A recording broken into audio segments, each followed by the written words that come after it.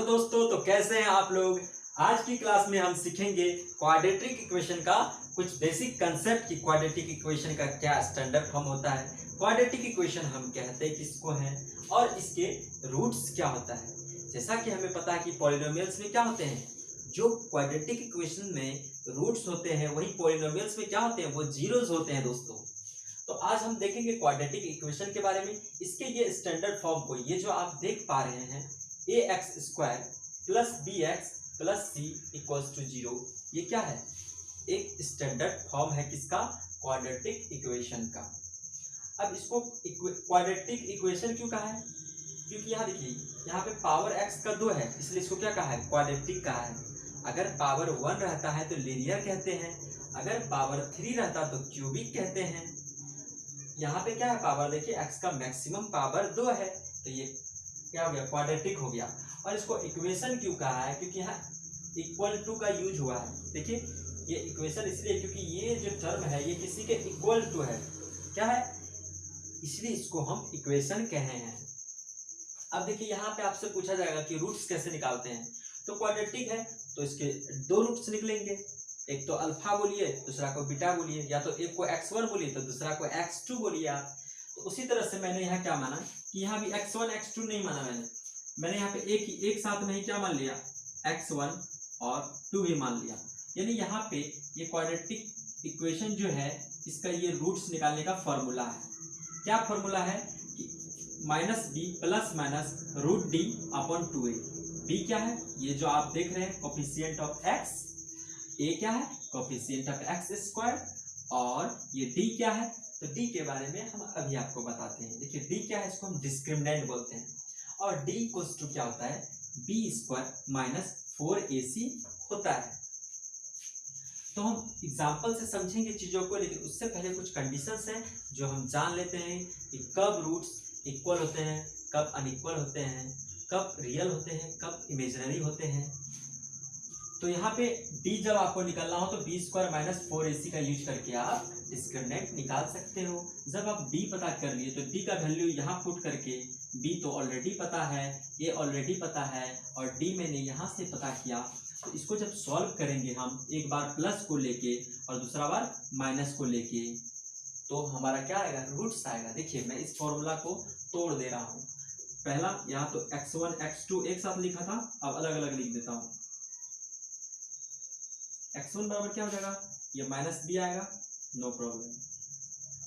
अब देखिए प्लस और माइनस दोनों है, तो हम पहले x1 लिख रहे हैं ना, तो आपका मन, आप माइनस या प्लस दोनों में से कोई एक चीज का चूज कर लो। तो हमने यहाँ प्लस चूज किया, रूट डी है, कोई दिक्कत नहीं, अपॉन 2a है। ठीक, इसको कुछ लोग अल्फा भी बोलते हैं, तो कोई तकलीफ नहीं, अल्फा बोल दिए। अब देखिए x2 भी तो निकालना पड़ेगा ना हमको, इसके 2 रूट्स हैं, तो माइनस बी तो कहेगा मैं जाऊंगा, हाँ आ गया भाई। फिर यहाँ क्या बचा, प्लस तो आ चुका है, तो अब माइनस आएगा, minus root D upon 2a। बहुत लोग x2 को बीटा भी बोलते हैं, क्या बोलते हैं, x1 को अल्फा और x2 को बीटा बोलते हैं। तो देखिए क्या हो गया, अल्फा बराबर क्या हो गया, minus b plus root D upon 2a, beta बराबर क्या हो गया, minus b minus root D upon 2a। जब आप इसको सोल्व करोगे तो आपको अल्फा यानी x1 मिलेगा, जब आप इसको सोल्व करोगे तो बीटा यानी x2 मिलेगा आपको। और इस तरह से हम समझ चुके हैं कि अल्फा कैसे निकालते हैं और बीटा कैसे निकालते हैं। अब हम दोस्तों इस d पे फोकस करेंगे। ये d मुझे बताएगा कि जो रूट्स निकल रहे हैं ना, रूट्स इक्वल हैं, अनइक्वल हैं, रियल हैं, इमेजिनरी हैं। तो टोटल यहाँ पे 3 केसेस बनते हैं मेरे दोस्त। 3 केसेस क्या बनते हैं, आप लोग इसको नोट कर सकते हैं। ये जो मैंने यहाँ तक कंसेप्ट सिखाया है कि ये स्टैंडर्ड फॉर्म हो गया, और ये जो 2 रूट्स थे x1 x2 मैंने एक साथ लिखा था, इसको तोड़ के मैंने यहाँ पे x1 को जो अल्फा बोलते हैं उसको अलग लिख दिया, और x2 को जिसको बीटा बोलते हैं वो अलग लिख दिया। आप इसको आराम से लिख सकते हो, कोई इश्यू नहीं है। अब हम d पे काम करेंगे, क्योंकि d ही हमें सारा बात बताएगा कि कौन चीज क्या हो सकता है। तो अब हम दोस्त यहाँ पे क्या चीज पे काम करना शुरू किए, d पे काम करना शुरू किए। d क्या होता है, b स्क्वायर माइनस 4ac होता है। तो यहाँ 3 केसेस टोटल बने हैं, पहला केस, दूसरा केस और तीसरा केस। अच्छा d क्या हो सकता है, या तो पॉजिटिव हो सकता है, या तो 0 हो सकता है लड्डू, या तो क्या हो सकता है, नेगेटिव हो सकता है। तो मैंने तीनों केस को कंसिडर्ड कर लिया। देखिए पहला केस क्या है, D greater than zero. D greater than zero it means that D is positive. Okay, तो यहां मैंने क्या लिखा कि डी ग्रेटर देन जीरो, और डी का वैल्यू क्या है, बी स्क्वायर माइनस 4ac। तो मैंने डी की जगह क्या लिख दिया, बी स्क्वायर माइनस 4ac, और ये ग्रेटर देन की जगह ग्रेटर देन और जीरो की जगह जीरो। अब फिर मैं ये लिख सकता हूँ क्या, बी स्क्वायर की जगह बी स्क्वायर, और ये जो इधर माइनस था मैं इधर लेके चला गया, तो क्या हो गया, ये जो माइनस इधर जाएगा तो क्या हो गया, प्लस हो गया। तो बी स्क्वायर किससे ग्रेटर होगा, 4ac होगा। ये भी क्या हो गया, कंडीशन हो गया। इससे भी आप समझ सकते हो कि डी क्या हो, ग्रेटर देन जीरो होगा।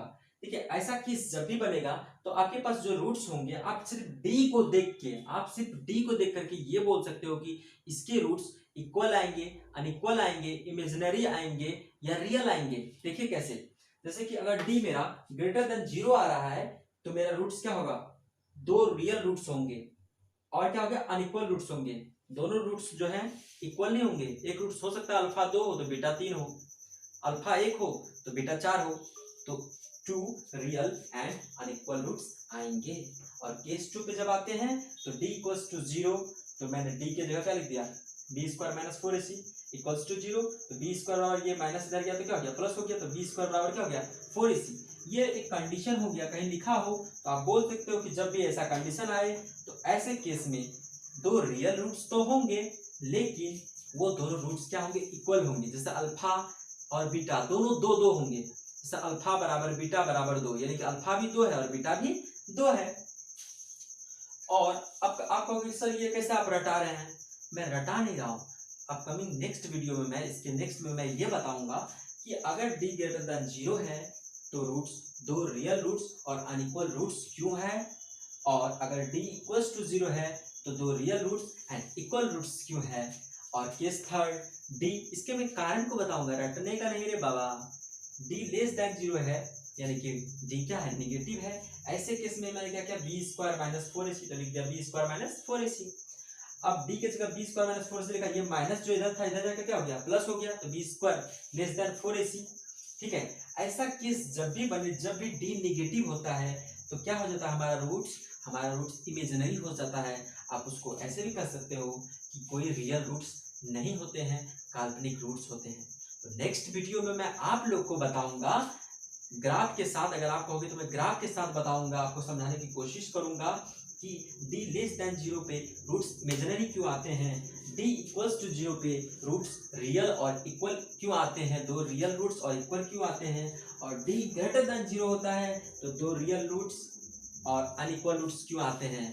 दोस्तों आप सबों को ये कंसेप्ट जो आप देख रहे हैं, आप सबों को ये कंसेप्ट अगर समझ में आया तो वीडियो को लाइक कीजिए, बहुत सारा प्यार दीजिए।